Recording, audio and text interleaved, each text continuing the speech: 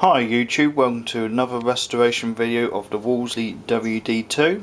It is slowly coming to the end of the restorations now. I still got to build a trolley for it. All the spec plates are put on, spec for on the governor side one. So I've made a gasket here, that was some gasket card. I've gone for probably about, well it's probably about nearly 2mm thick gasket card. Because when I first done the engine up, I just done it with like thin gasket paper, almost like a cereal box sort of paper, if you know what I mean.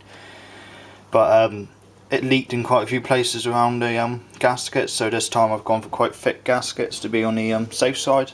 Plus this time I've painted all the faces where the gasket sits to on the engine. I've painted this time, last time I didn't, so that should kind of help it seal a bit better when it warms up, and the paint should kind of bond to it, if you know what I mean. The nuts on this, I have mentioned in one of the videos before. The original nuts on the engine were knackered. They all corroded right up nuts, so I had to go for M10s. They fitted straight onto the original threads, so I don't have to re-tap them and it hasn't damaged the threads, and they hold onto the thread quite good. If you really wanted to, you could take them off and put original ones back on again, and it wouldn't mean involving tapping the threads, nothing again. So these are M10s. I've sprayed them with 2 coats of stone chip and 5 coats of satin black. I sprayed them in. So this time, normally you whack the bolts right up against the plate, and then you risk damaging the paint around where the bolt goes, and you end up splitting the paint off the nuts. So I haven't really sprayed the bottoms, I just sat on a plank of wood and sprayed it. So this time I'm going to put little washers in between, and then this will mean it won't damage the paint, so it'll be easier. You might think, well, you've painted the nuts, but you still got to put them on and tighten them up, and obviously risk of damaging the paint around them. My trick is, not best idea is using an adjustable spanner on these jobs all the time, but if you use adjustable and wrap masking tape around the jaws, and then you can adjust it to an easier sort of setting them, not too loose where you round it off, and it's not too tight where it's pinching the paint and you've got to wiggle the spanner to get it off the nut. So if you do chip the paint a bit, you can always just put a little bit of paint in a little tub and just touch them up a bit, but I have been lucky, I haven't chipped any. So should we go and whack the gasket on for you guys, mate? So if I take you over to the engine. The angle of the camera to it probably won't be that brilliant for you guys. I'll try to get as best as I can because the engine isn't on the trolley yet, and it's still not very easy movable. So I'm wondering, will you guys sit there? Oops.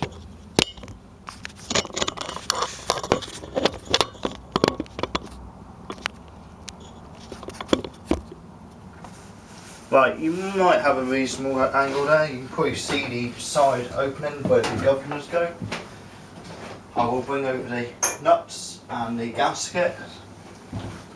That's your gasket paper. That's your little bolt of nuts, adjustable spanner, and finally the suspension plate for the side. I haven't yet put any water in the engine to see if the gasket's leaking on the head, and I also haven't put any oil in there yet. I made the walls on this gasket quite thick because normally people make them a bit too thin, and when you've got to take the plate off for any reason, it damages the paper. So where I've cut the threads, or put the holes for the nuts, you know what I mean, I've kind of made little domes around them, so it gives it a bit stronger gasket around the surrounding area. You've seen that on the workbench there. The inspection plate took an hour or so to do the sign writing on it. I'm not too bad for doing that sort of sign writing, the raised lettering.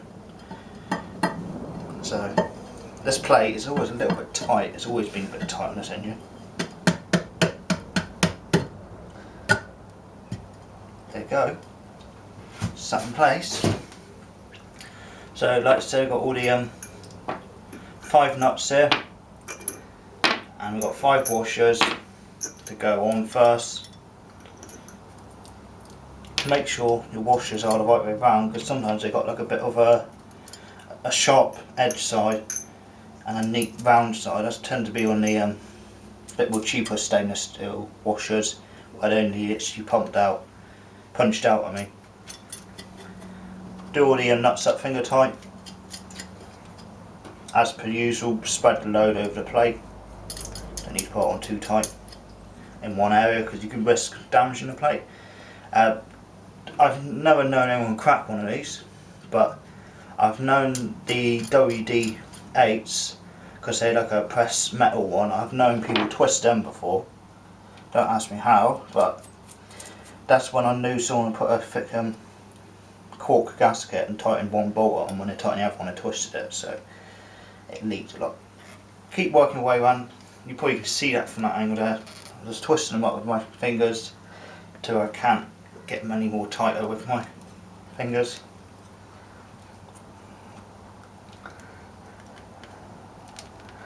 As you can see, I'm going around a circle, just nipping them at a time. So we want to put the spanner on, one nip over there.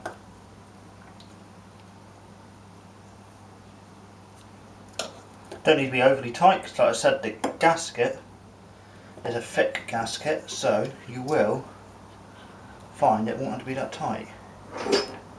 So it's over in the corner moving. As you can see, it isn't damaging the paint. One, I'm not damaging the paint against the actual plate of the engine. Two, I'm not damaging the paint on the nuts. So that's why. Plus putting that thicker gasket in has made it even better. So I think we have tightened all up. So that plate is back on.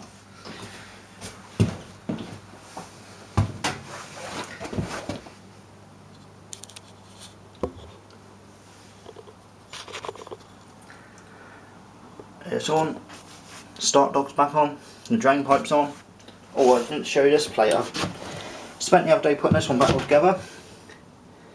The as you can see, the plate looks quite smart, doesn't it? Sprayed the end of the dipstick, only up so far because you didn't need to put paint down the actual hole. Polished up the brass nut.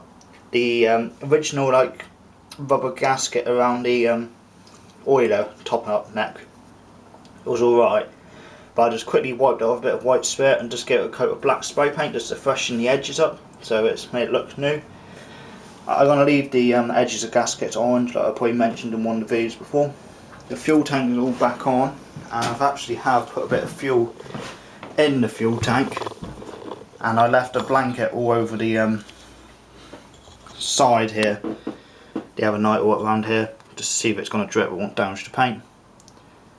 So we should be pretty lucky that it hasn't leaked at all. I've put about that much fuel in the tank, and I have pumped it through to the carburetor, and it hasn't shown any signs of leaking around the bottom of the flanges. So I thought I got away with that one. The next project of this engine will be, I have to build a trolley. I've been saying that quite a bit, but I must get on and build it. I've got all the axles out there, the wheels are down here, and I must get on with it. I've got this set of transfers going. One's going to go above the flywheel, and the other one will go in the end of the fuel tank near the carburetor side. So it is coming along quite well. Right guys, I'm hoping that little video has helped you on any little tips. I just wanted to kind of show you the little tip of the masking tape on the end of the jaw of the adjustable spanner. Some people just go like a ball, try and shop and chip the paint off and think, how can I not do that? You can do it with masking tape, insulation tape. You can even do a bit of a tissue with masking tape, but then you kind of risk the damage rounding the edge of the nut of them because it slips. Or if you've got a spare adjustable spanner, which I do have somewhere and I keep meaning to do it, is cut maybe a couple strips off that gasket card and glue it in the jaws. So when you're doing things like that, you've got a set to one side just to grab. But that's the easy way to do it if you want to use the spanner for anything else as well, because you can just take the tape off and it's back to normal.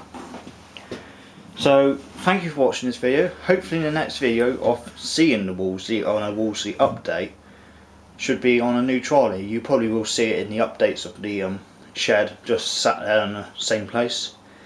But I must get some timber for the trolley and crack on with it. So thank you for watching this video. Join me again in the next restoration of this one. There'll probably be a shed update in between them.